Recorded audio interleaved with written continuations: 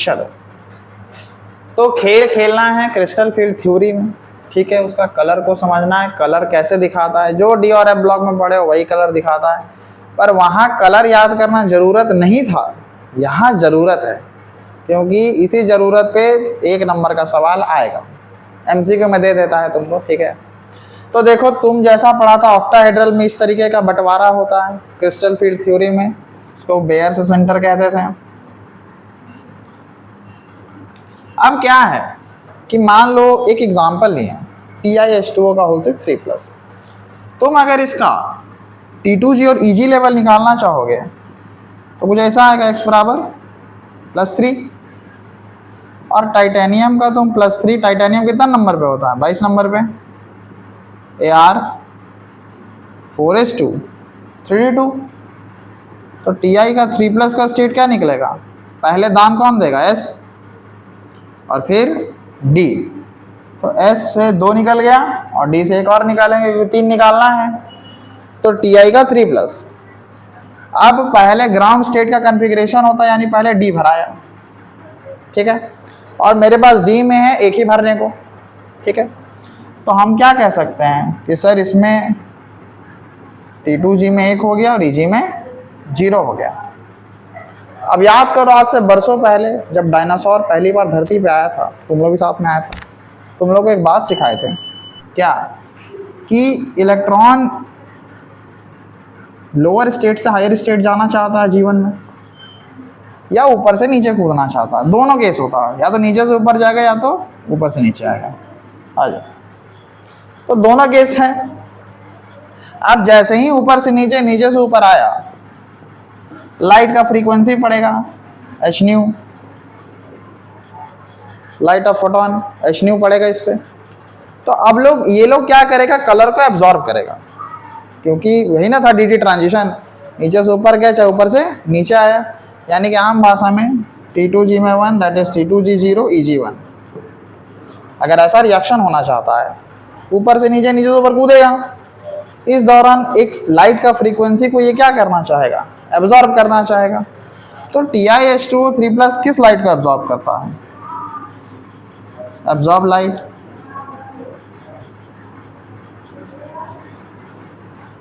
Blue green, ठीक है। किसको एब्जॉर्ब करेगा, ब्लू ग्रीन लाइट को एब्जॉर्ब करता है।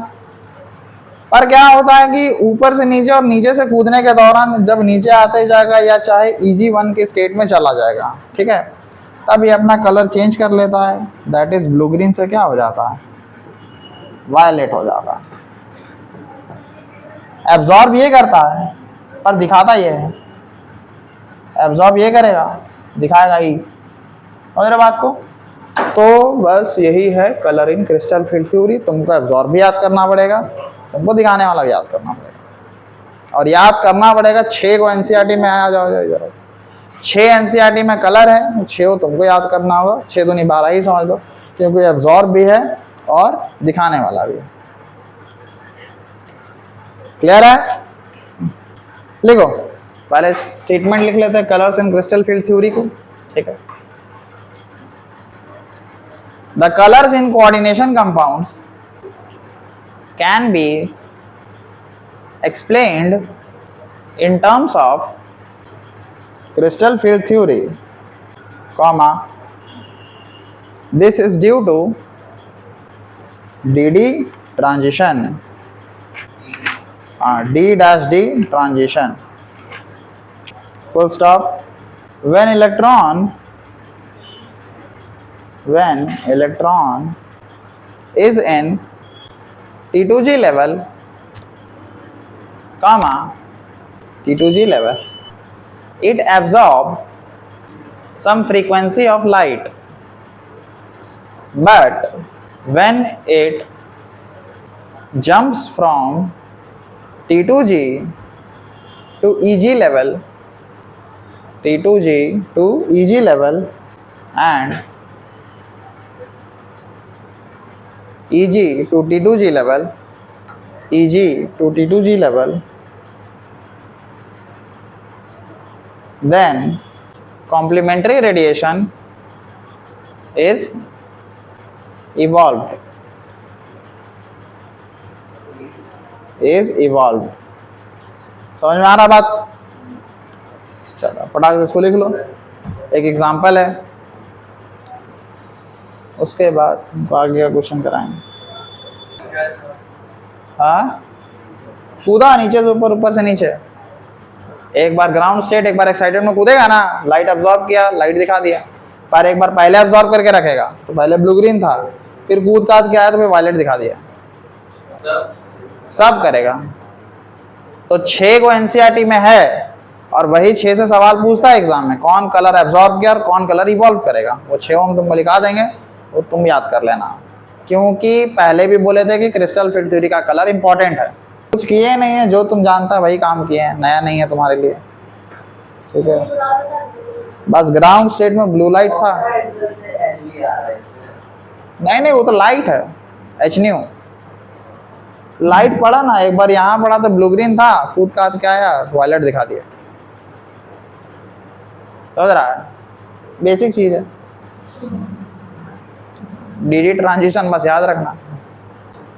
और ये टीआई वाला क्वेश्चन पूछा हुआ था, ठीक है, इसलिए इसी का एग्जांपल दिया, सीबीएसई ऑल इंडिया 2024। पूरा भरता तो कलर ही नहीं दिखाता, D0 D10 का कलर नहीं होता है, ठीक है। ठीक है, तो ये यहीं तक सीमित नहीं है, तुमको दूसरा डोज अभी मिलने वाला है। अब जेई में क्या करेगा तुमसे, या नीट के एग्जाम में क्या करेगा, एकदम ऐसे ही देवता जैसा लिख के दे देगा। अब बोलेगा बताइए कि कितना एनर्जी का लाइट ये अब्सॉर्ब किया। To find energy, okay, to find energy of evolve light या एब्सॉर्ब लाइट, ज्यादा बेटर लगेगा, मतलब कितना लाइट का एनर्जी ये लोग एब्सॉर्ब किया। तो याद करो, जब तुम लोग पहली बार छोटा छोटा 11 क्लास में आया होगा तो तुम स्ट्रक्चर ऑफ एटॉम पढ़ा होगा, ठीक है, और तुमको स्ट्रक्चर ऑफ एटॉम में मेरे हिसाब से 35-36 फार्मूला मिला होगा। वो 35-36 में एक फार्मूला हमको पढ़ना था जो जरूरी था, ठीक है। That is what energy is equals to hc by lambda, ठीक है, hc by lambda, where we find the energy of photon, जो कि h न्यू है, लाइट ही है ना, light is a small packets of photon. तो इसका हम लोगों को निकालना है एनर्जी, जो कि खूब खराब एनर्जी निकलेगा। अब देखो दूसरा बात तुमको क्या याद करना पड़ेगा कि जो लाइट एब्जॉर्ब किया था वो कितना वेवलेंथ का था, ठीक है, ये भी तुमको याद करना पड़ेगा। तो जैसे कि मेरे पास तो किताब है तो हम तो जान ही रहे हैं सब तो ब्लू ग्रीन का जो लाइट होता है वो 498 नैनोमीटर होता है, क्लियर। 498 नैनोमीटर को डब्बा बना के तुमको सब लिखवा देंगे, ताकि सब याद करवाना है। सो एच का वैल्यू इसका और नाम याद दिला देते हैं, प्लैंक्स कांस्टेंट होता है ये, और बड़ा सुंदर वैल्यू होता है इसका, पूरा स्ट्रक्चर ऑफ एटॉम इस पे चलता है। प्लैंक्स याद है, तब कहाँ याद रखोगे तुम लोग, उसका तो पढ़ाई का बात है। 6.626 गुने 10 के पावर -34 जूल सेकेंड। हाँ अब तो सब कावे करेगा, इसका सी बता दो। स्पीड ऑफ लाइट बहुत बेसिक चीज है, स्पीड ऑफ लाइट प्रकाश की गति, हाँ वेरी गुड, 3 गुने 10 का पावर 8 मीटर पर सेकेंड। और हम लोगों के पास है लैम्डा, वो लैम्डा तुमको निकालना पड़ेगा, ये देखो तो सरकारी वैल्यू होता है 498 गुने 10 के पावर -9, जो कि ये है नैनोमीटर में। और नैनोमीटर को मीटर करने के लिए चैप्टर 1 सिखाया था हमको, 10 का पावर -9 से गुणा कर दीजिए। अब तुमको क्या करना है, इसको सॉल्व करना है, ठीक है। तुम क्या करोगे कि 10 का पावर अलग करके सॉल्व, तुमको काहे बता रहे, तुम 12 क्लास में सॉल्व करो इसको, ठीक है। तो इसका वो जब तुम लोग सॉल्व करेगा तो 3.99 गुने 10 के पावर -19 जूल ये एनर्जी उसके द्वारा एब्जॉर्ब किया जाएगा, ठीक है। इसको याद मत करना क्योंकि एग्जाम में तो क्वेश्चन बदल देंगे, तो ये भी बात याद रखना कि इसको याद नहीं करना। लिख लिया फटाक से, कुछ नहीं करना, 10 का पावर को अलग करो, इसको गुना करो, इसके साथ भागा मार दो, तुरंत आंसर आ जाएगा। कुछ कॉम्प्लेक्स जो एनसीईआरटी बोला है उसको तो थोड़ा सा बढ़िया ही से याद करना पड़ेगा, ठीक है। उसको हम लोग डब्बा बना के लिख लेते हैं।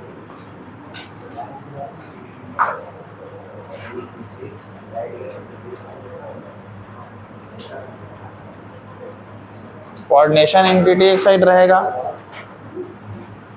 एक साइड वेवलेंथ इन नैनोमीटर, याद रखना नैनोमीटर है। एग्जाम में जाके कोई बोला हमको मीटर दिख रहा था तो और मारेंगे, नैनोमीटर में लिख रहे हैं। कलर ऑफ लाइट एब्जॉर्ब, कौन सा कलर एब्जॉर्ब कर रहा है, और कलर ऑफ कोऑर्डिनेशन कि कौन सा कलर शो कर रहा है। ठीक है, इतना 6 गो है, 6 तुम लोग अच्छे से दिमाग में बसा लेना, क्योंकि हम तो दयालु ही हैं overall.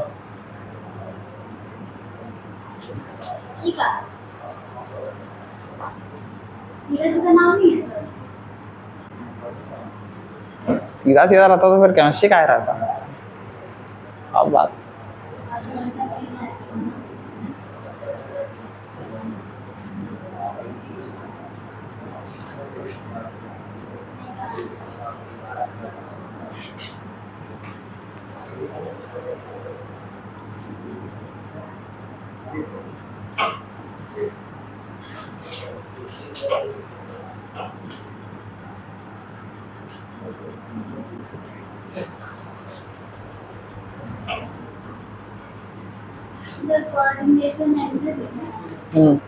Entity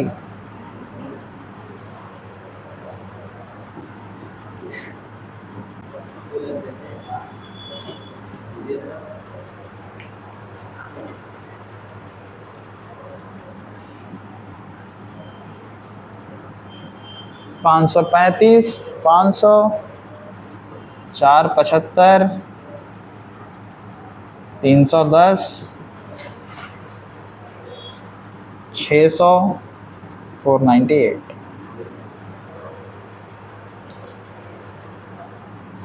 yellow,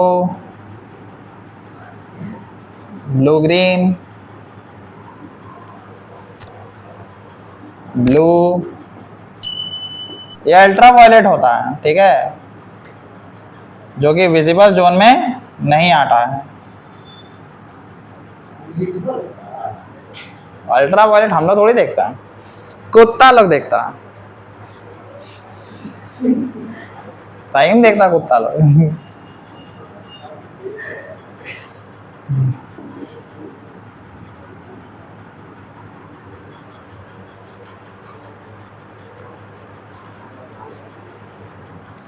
violet, red, yellow, orange,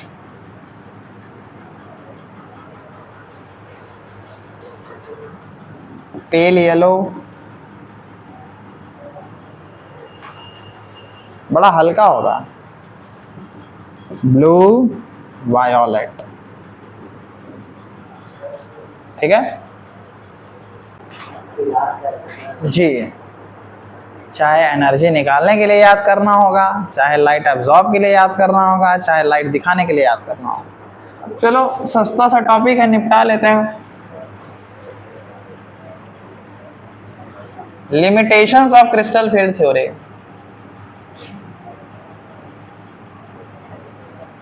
जो कभी नहीं पूछेगा तुमसे, ठीक है, नहीं पूछता, पर तुम बोलेगा काहे पढ़ा रहे तब, आगे हम पूछेंगे। ठीक है, limitations of crystal field theory. This theory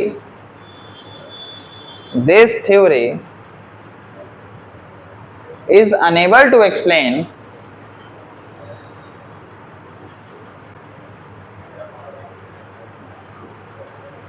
bonding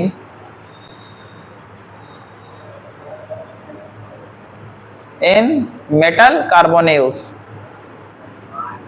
NiCO4, जिसके पास 4 जीरो आया था क्योंकि CO तो न्यूट्रल मॉलिक्यूल था। तो क्रिस्टल फील्ड थ्योरी कार्बोनिल को एकदम साइड कर दिया, मतलब कार्बोनिल का बॉन्डिंग मेटल से कैसे होगा इस बात का एक्सप्लेनेशन नहीं दिया था। ठीक है, पहला गलती इसका था। सेकंड लिखिए, the spectrochemical series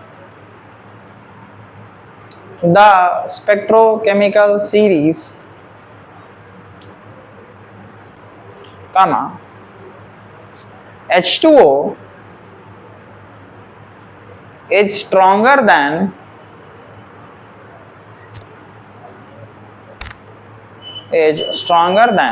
OH minus.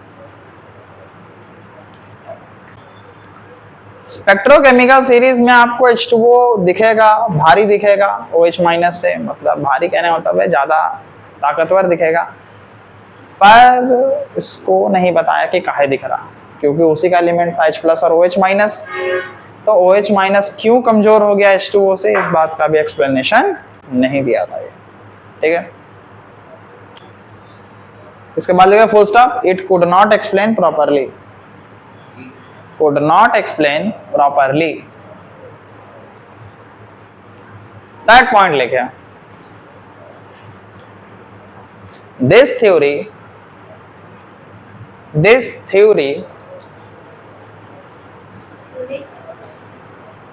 does not consider the covalent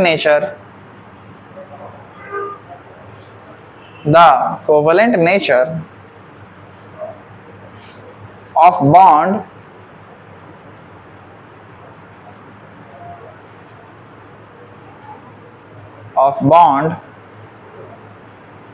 between central metal and ligand,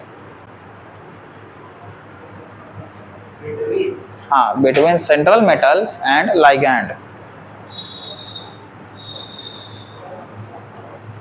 कहने का मतलब था कि ये लाइगैंड को किस तरीके से बिहेव करवा रहा था। लाइगैंड को ये क्या बोला था, क्रिस्टल फील्ड थ्योरी। लाइगैंड को क्या बोला था, crystal field theory. Ligand is behave as point charges, याद है CFT का पहला दिन, point charges. Ligand point charge है, वही चार्ज आके डी ब्लॉक को उथल पुथल कर दे रहा है। तो यहां ये कहा ठीक है लाइगैंड को ही पॉइंट चार्ज मान के चला, पर जो VBT में सिखाया गया था कि भाई कोवलेंट बॉन्डिंग होता है, CFT कोवलेंट बॉन्डिंग को पूरी तरह से इग्नोर कर दिया, बोला कि ऐसा कुछ चीज एग्जिस्ट नहीं करता, ठीक है। तो इग्नोर करके चला, और जो बात गलत है क्योंकि कोवलेंट नेचर भी होता है, तो ये कोवलेंट नेचर मान के नहीं चला। तीसरा गलती इसका था। 3 गलती काफी है, 3 ही याद कर लो बहुत है, ठीक है। तो आज के लिए इतना ही।